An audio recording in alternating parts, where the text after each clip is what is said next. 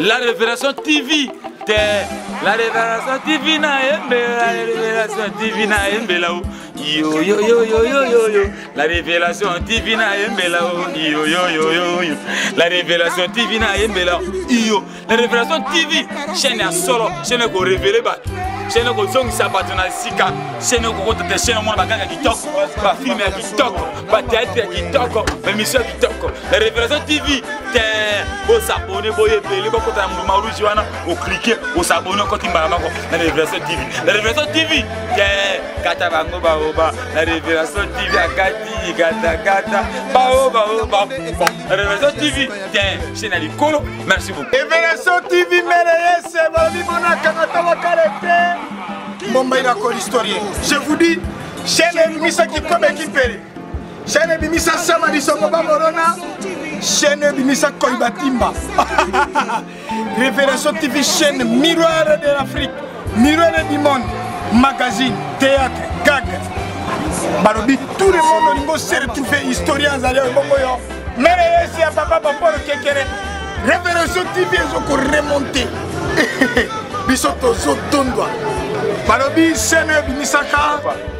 Et Kambayoreka. Chaîne Bimisaka, Boroa Bonzakwa. Révélation TV, yes, il y a mère, yes, papa, Bopor, Kekere. Révélation TV, chaîne Moko ya bien, Bagag ya bien, Bémission ya bien, Bémission ya politique ya bien, Baelubu, Nyon se Badolika ya bien, Nyon se ya bien, ils ont arrêté, tout s'abonner massivement et ça la biso bien. Chaîne ya bien, au côté Anabana, au côté Anabapara, au Zapete, côté Kuna Balexa, Makabu ya bien, tout s'abonner massivement. Bonjour chers fidèles internautes, vous tous qui êtes branchés de notre émission Succès d'artistes de notre chaîne Révélation TV de Mama SC. Suivez notre émission sur Succès des stars avec Daris Galianontoya, les gagas de la presse sur Révélation TV de Mama SC. Merci pour votre fidélité. Merci à Hermas Stadi derrière la caméra. Aujourd'hui, je reçois pour vous l'évangéliste Charlie Kunga. Il est déjà ici avec nous sur ce plateau à qui j'ai dit bonjour. Évangéliste Charlie. Bonjour, papa. Boni. Papa Charlie, aujourd'hui, nous sommes venus juste pour débarquer avec toi sur les pensions de Jésus. Expliquer qu'est-ce que les pensions de Jésus. Oui, merci pour la moutuna. Nabandeko bazar Rolanda Bisso. Ce qui te expliquer, passion Zanini, il y a Yesu Massia. Les passions de Jésus-Christ, tout simplement, ensemble, la souffrance où Yesu Massia est Kobika. Il y a une passion en Christ. Merci, évangéliste Charlie. Et sur ce, pourquoi Jésus se livra aux passions? Et Jésus a ébaki. Komitika pe komona ba pasi ce qui pona nini parce que Yesu yenda za mobikisa mokili mobima sengela ki aya amona pasi anyo kwama pote biso te ba kozwa o etali lobiko katkata ba mo ina biso et le koni nezo prouver biso que parce qu'il y a des gens ba doutera que non nzambe ça là et le côté plutôt Jésus à ça là et le côté nengezala. Ça de l'autre côté, c'est celui qui est son père qui avait tout fait, il y a qui a juste pour sauver les trucs. Parce qu'on peut s'amuser des détails sur Yango. Merci. Tu vois qu'on fait la Bible à la biso, na bateau bazola na biso partout dans mokili mobimba. Tu sais mon canal dans Marc chapitre nango 15. Kuna ko banana yango na ibandeli na yango mobimba. Pe kino na suka na yango au mona passe place au pardon. Christ a qui c'est-à-dire à partir de Marc chapitre 15 qui nous a souka comme verset 1 qui nous a souka la place où ils allaient passion en Christ là c'est ali non bah ceux qui n'a pas eu que ça la moment que synthèse surtout que dans Marc chapitre 15 wana au bani na verset 1 qui nous a verset nango 4 bazo parler biso si Jésus-Christ oazaki pene à Pilate c'est-à-dire que ndenge ba ko conduire Christ pene à Pilate. Pe yami balé so na ko kabula yango so yami balé so ko kitika kana Marc wana na chapitre nango 5 pardon na chapitre 15 na verset nango 5 kino na verset nango 15 au mona kuna ba parler biso ne ba ko condamner Christ à mort Ce qui est na partie mususu ya se okomona koma ba soldat baza ko se moquer na Jésus-Christ. Bongo pe soko kiti suna se okomona koma Christ ayebaki kozala o ezaki cloué na kati ya croix. Yango wana o ezali place otokoki kolakisa pena ke place Christ ayebaki kobika o etalaki ba passe na nyonso pona komemela biso lobiko tant que ba Christ biso tozali. Merci. Question dans monsieur Ezali, quel a été son but aux passions? But il y a passion à Christ Ezali, il y a liboso Christ a qui ko sauver biso na babiloko misato. Na babiloko misato Christ a ko sauver biso, il y a liboso Ezali pour l'esprit à mutu. C'est-à-dire l'esprit à mutu, esprit à mutu comme qui déjà attaché au etalaki na esprit malin. C'est-à-dire que esprit à mutu comme déjà attaché au etalaki na molimo ya Satan. Parce que Satan a qui ko réussi na ba premier parent na biso, lokola Adam et Ève. Tant qu'on réussit par la bango, à partir esprit, Satan a réussi par la bango, avec au kata bango et communication entre Natatan Zambé. Or à partir esprit, biso ba tout comme qui déjà séparé dans Zambé. O avec ko sala biso. Bongo, na bi elo kwami balé o Yesu masi avec ko le kana passion pour na ko biki sa biso ba to ezali, partir mi ya mi balé ba bengongo etali ya am. Or que ba sentiment na biso ba to comme ka ba sentiment moko etali ya mabi.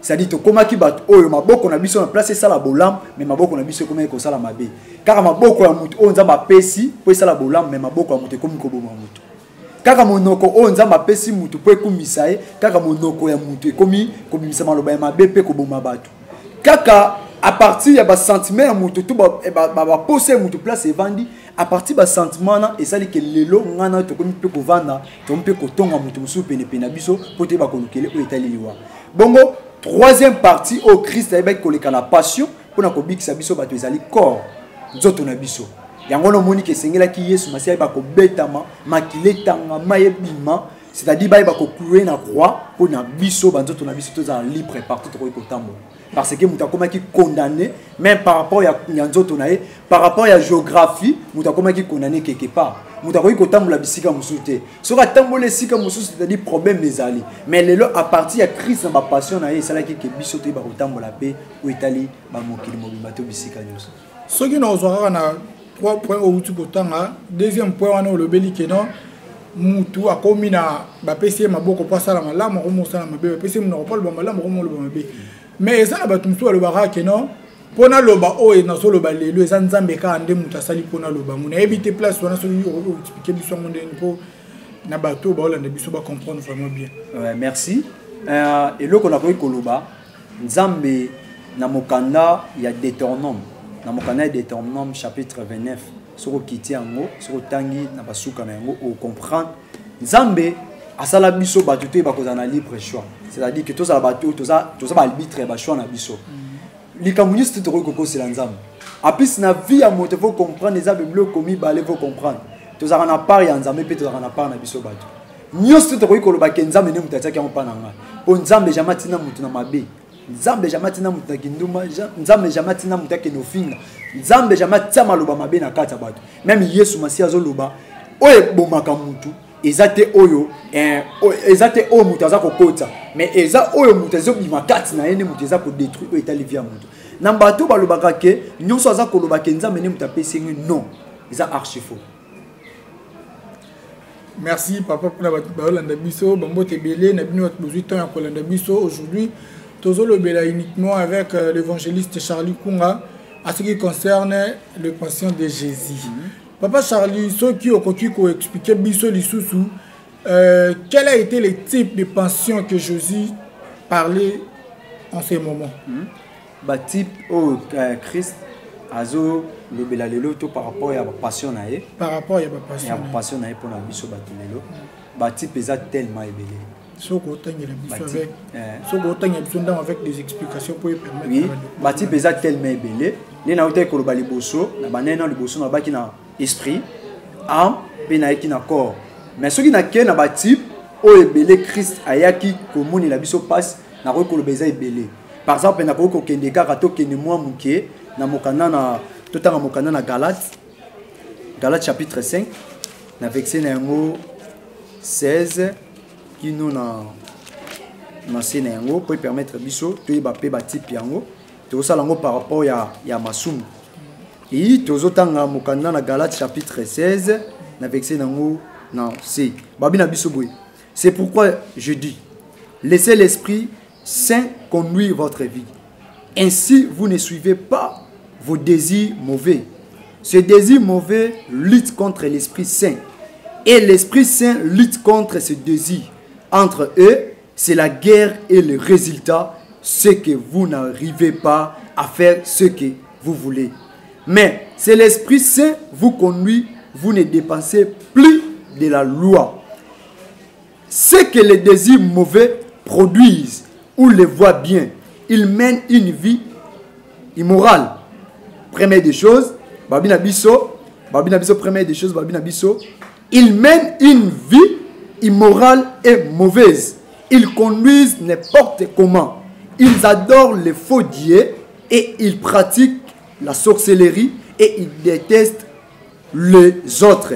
Ils se disputent, ils sont jaloux, ils se mettent en colère, ils cherchent à passer devant tout le monde. Ils se divisent entre partis et progrès, entre partis et en groupes opposés.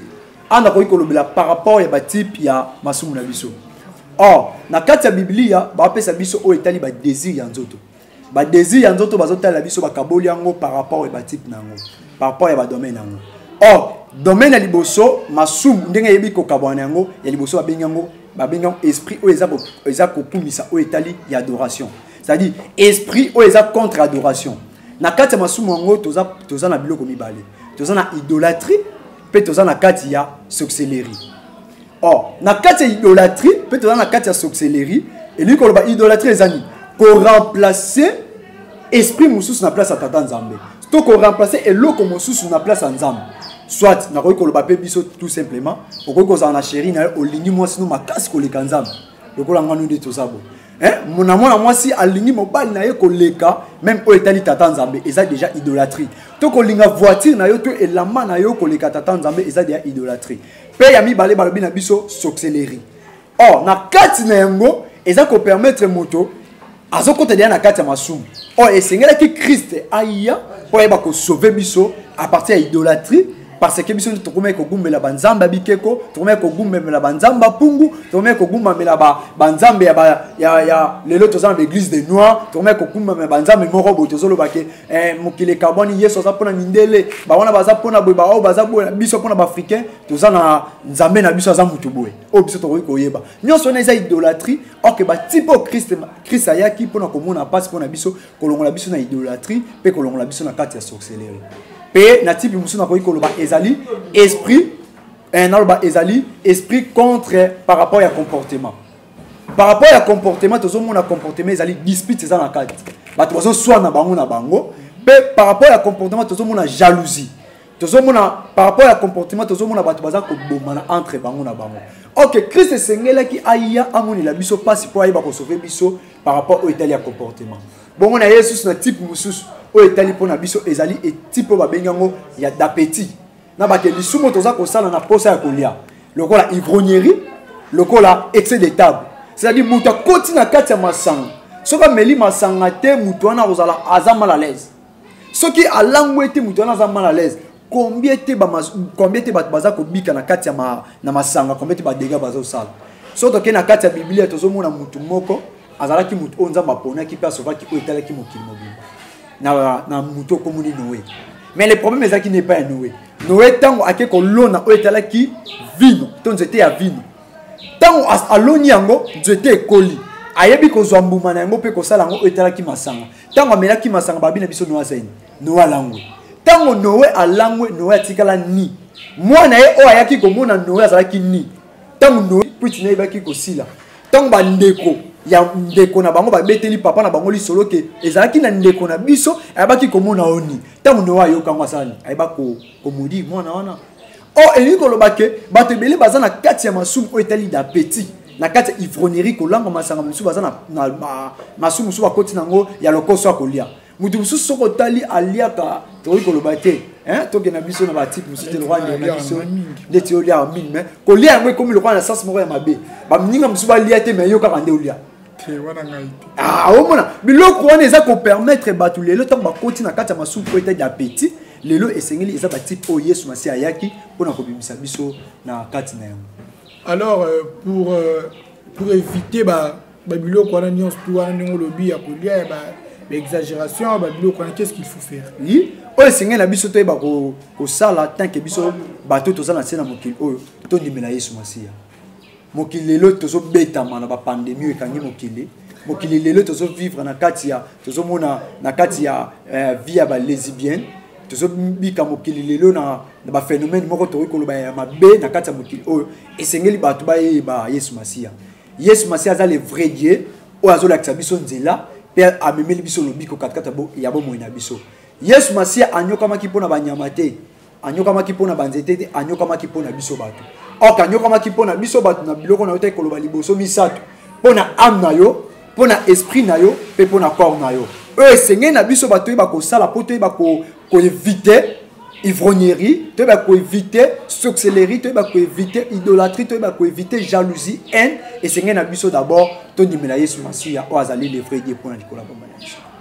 Évangéliste Charlie to ka eloko mingi kondimela Yesu kondimela na ebite kondimanga za la kana ebo bina ngamba mo ndima Yesu na ndimito fona sala ba exercice to na le kana babilo mo bo na ebite place soki pour recouper cette mission un peu de détails pour la meilleure compréhension. Merci.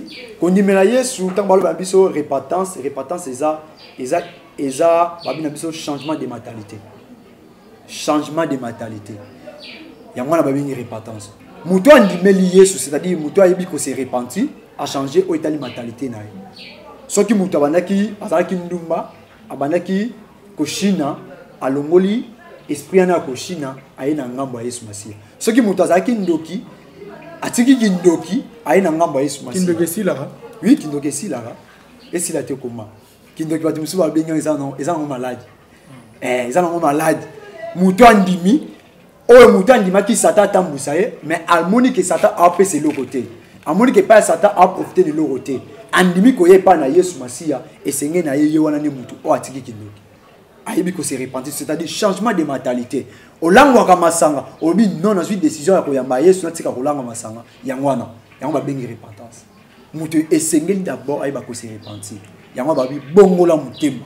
Ko bongola mutema ni ko loba soki yo bana ko inabatu otiki ko inabatu wana nde yangwana ko bongola mutema. Est-ce qu'on est comme la masanga ndo le bongola mutema ko masanga pe ya mabe na ba mela masanga za mabe ko mela masanga na eloko uti ko loba na ngai keso tuni ngai na ko expliquer boy comme la masanga eza ko dépendre de un eza ko dépendre na kati ya religion o batu bazali comme la masanga pour na kati ya biblia bible est condamné au etali et lobi na biso te ke mutameli masanga asali lisumu te wana de un pe ya mibale bible et pesi biso ne ba conséquence ya moto ameli masanga pe alangwe apesi biso ba conséquence na yango nde na utai koloba aya papa na biso nowe amela masanga langwa atikala ni et ça là que moi na ye amona o etali bolumu to dignité ya papa na ye na suka tango ba beteleli solo ayeba ko modi o etala ki moi na ye na ba ke bible pesi biso ba conséquence na yango autant na uti koloba ke zo dépendre na ba religion or que na kati ba religion toza na ba loi o ba bengi ba loi ecclésiastique ba loi o etali ka église pe tozo bika o etali ba loi biblique or na kati église nyonso za ba loi ecclésiastique eza lokola biso ba protestant to mela masanga te to mela ngo te pona ni to tali biblia to moni ba conséquence ya masanga o ezo memela batu to mona ngo ke lelo non so to bandi ko mela masanga e memela biso désordre na kati to ko zo verser dans pona biso to yebite ba conséquence ya ngwani pona ba conséquence ya masanga merci to sala moi muke moi na lomango na ngo place ba conséquence ya masanga e vandisami na habité au cause na patience total yango mingi evanisa mina mokanda na levitique eza levitique pena nombre mutu bazopesa biso o etali ba conséquence ya masanga pe eza sous na mokanda na proverbe pe apesi biso o etali ba conséquence ya masanga bongo soki tokoki kokende mwa moke toki melango mbango na mokanda na proverbe nde mutu ayebi ko expliquer bisongo penza malamu penza pona o etali makambo etali masanga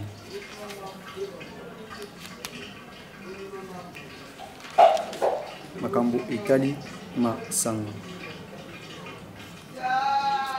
mokiri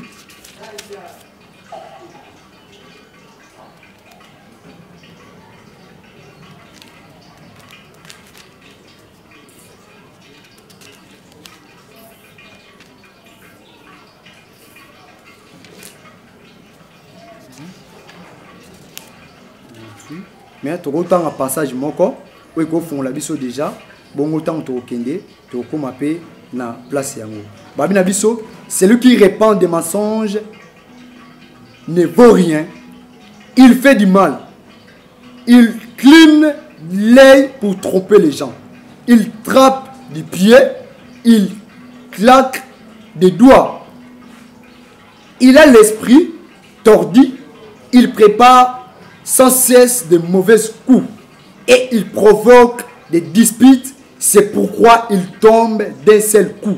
Il sera détruit à un instant et ce sera sans espoir. Ah bah petit biso a conséquence.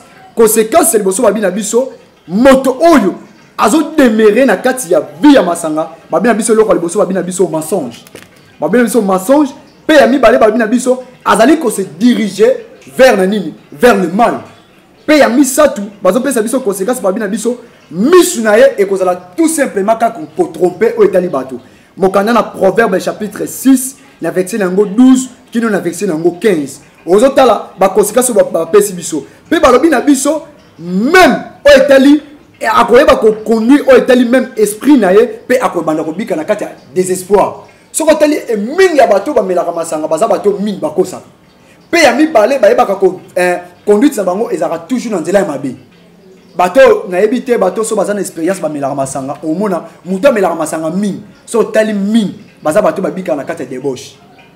C'est-à-dire esprit à impurité, ton esprit à impudicité za mingi pa na bango. Omona muto melaka masanga so kalango masanga so kaza mona mobile aozanga te ko sangisa nzoto na mwana mwasi.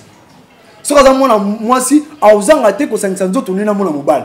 C'est-à-dire esprit à débauche, esprit à salité que vous avez la c'est-à-dire attaque qu'on dirige vers bapanae, vers le mal. On a au patel si biso ba conséquence. Pe ba bina biso misunaye et que la mis o ko permettre yé mutuango et ba ko sani ko tromper au Italie bato mosusu. Pe akobika na kati ya désespoir.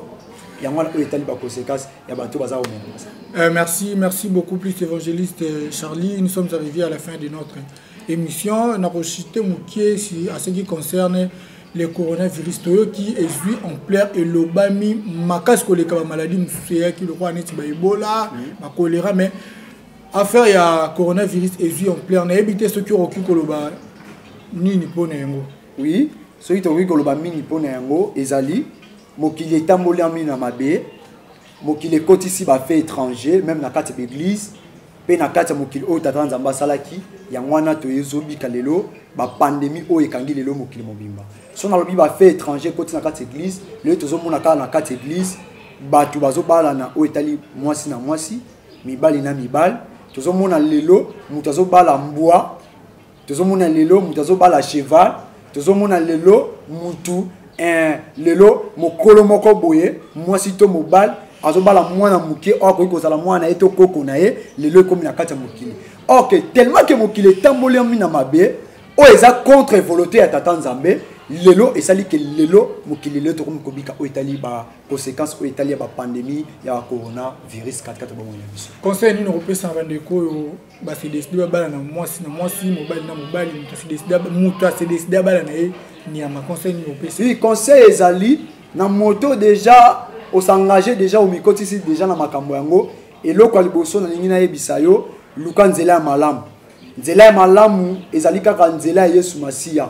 Babina biso ye azali nzela azali solo pe azali bomoy yende za Yesu Masia azali chemin azali vie pe azali o ezali solo katkata bomoy na biso soki yo olingi ozonga na nzela ya malamu ya kaka ipa ya Yesu Masia kokena ba place musute bato bakoti déjà na kati ya ba lie wana to bakoti déjà na kati ya ba pratique wana occulte yeba yango oza mutu o soki lelo okufi na yango yeba yango kokota lifelo. OK, l'ifelo, parce que tozobika lelo eza passe moko eza muke. Passe ya l'ifelo et l'équipe passe biso tozango lelo muke. conseil ezali zonga na nzela malamu ezali nzela ya Yesu Masia yene mutu akoyeba kopesa lobiko yo mutu koti na nzela na yango ozwi décision ya kobala mwasi na mwasi ozwi décision ya kobala mwana na yo to koko na yo to ozwi décision ya kobala na bino mibali na mibali yaka na Yesu Masia ye akoyeba kokitisa ba charge na yo pe akoyeba kopesa yo solution likolo ba moyo. Merci, nous sommes arrivés à la fin de notre émission Succès d'artiste. Évangéliste Charlie Bambote na bandeko yo bazolanda biso bisika de partout Bambote. Merci bandeko bazopesa biso mote na ebité so ko permettre nga to lobela moi biloko mo ya mukesi les passions de Jésus-Christ parce que na passion de Christ to mona ki makila Yesu Masia etangaki bato ba ko komituna mutuna makila Yesu Masia etanga epona nini est-ce que makila Yesu Masia ngo yaki pona nini na sepela na question mo tuna nga batip mais na ina lobela quelque fonction o makila Yesu Masia eyebaki koya pe kopesa biso o etalaki lobiko likola bo mona biso. Or Yesu Masia ayebaki ko accompli o etalaki makila na ayebaki ko accompli makambo yo na kata ba fonction kata bo mona biso po na biso to yeba kozwa lobiko ya liboso to ko loba le sang de Jésus-Christ qui nous donne le salut. Makila Yesu Masia ayebaki kopesa biso lobiko lelo emsu yo mutoza ko ignorer makila Yesu Masia ezanini bato basambelaka pona makila Yesu Masia bamelaka makila Yesu Masia. Pourquoi makila Yesu Masia tolobi eloko liboso force ya liboso o makila Yesu Masia eyebaki ko accompli katkata bombo na biso makila Yesu Masia eyebaki kopesa biso lobiko. Or na kati ya sali salezo memela biso sali eloko liboso za ko memela biso babengi yango babina biso babengi yango rédemption, c'est-à-dire rachat. C'est-à-dire na kati ya sali toza na kati ya Yesu ayebaki ko somba biso ayebaki ko somba biso na esika oto ayebaki ko zana mabe lisumu ekangaki biso ba malédiction ekangaki biso ba vutime ekangaki biso makambo ebele ekangaki biso esengelaki Yesu Masia sopa makila oyo komema lobiko à partir ya lobiko wana ayebaki komemela biso etalaki rédemption babengi ayebaki ko somba biso na primoko ya mutuya na lobi salezo memela biso biloko 4 ya mibale saleza komemela biso etali justification. Et les koloba justification ni koloba biso et comme memela biso to comme sans faute tous en la faute te biso to zaki condamné et pas ya Satan biso moto miyebaki Satan ayebaki ke akondana ki biso moto miyebaki pe katsa biso to manai ko miloba ke to za condamné même nzambe ayebaki ko condamné biso à cause de masumu mais à partir ya sali et memeli biso rédemption pe memeli biso justification. Par ndenge memeli biso yango yeba yango toza sans faute likola bo moina biso yo muto ndimela Yesu Masia kotala kama sumu note ya kala ato sala mabe ofinga oina otsola yeba yango makila Yesu Masia eba komemela yo justification pe ya misatu balobi na biso sali ya Yesu Masia eba komemela biso o etali sanctification na kati ya sanctification atia biso mise à part. Toza peuple auto kokana batu mususu te toza peuple auto za ndenge moko te na ba musulman toza peuple auto za ndenge moko te na batabudia kongo toza peuple auto za ndenge moko te na batu ya kimbangiste toza peuple auto za mise en part esika o batu baza koluka lobiko à cause ya pandémie o eza kobeta batu soko za mo Christ oyeba yango oza na antivirus eza Yesu Masia parce que oza peuple oza mise à part pe ya quatrième des choses bazo be biso justification eba komemela biso o etali générationnel. C'est-à-dire eba komemela biso générationnel, c'est-à-dire ememela biso nouvelle génération. To kota na génération ya sika katikati ya bomo ina biso yangwana oyezala ki biloko ona ningaki koloba pe makila Yesu Masia zo memela biso nini tolobi les salut qui nous donne accès au trône du Père. Le salut eza kopesa biso accès to ba kokota na ndako ya tata Nzambe.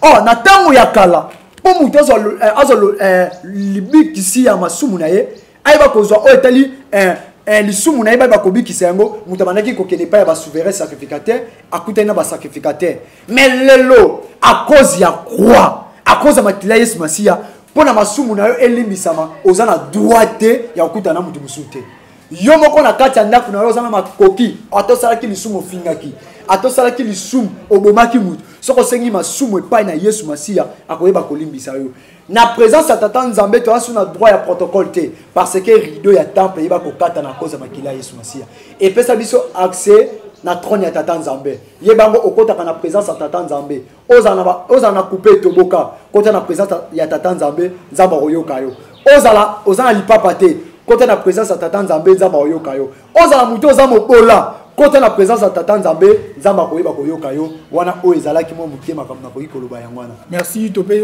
simbote na bandeko ba 8 ans vraiment Rolanda biso et puis ba s'abonner na chaîne Biso Révélation TV de Mama S. Nous profitons